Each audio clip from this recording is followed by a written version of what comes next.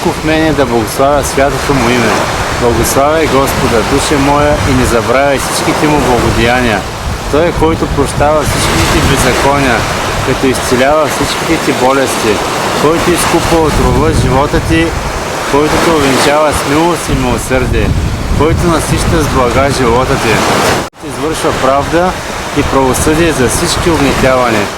Състрадателен и милостив е Господ, дълготърпелив и много милостив. Не е постъпил с нас според греховете ни, нито ни е отплатил според беззаконията ни.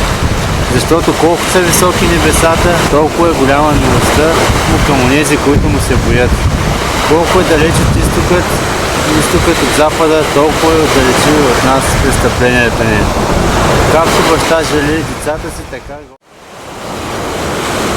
това е нашия велик Бог, толкова е мил и състрадателен, толкова е силен. Как да не го обичаме?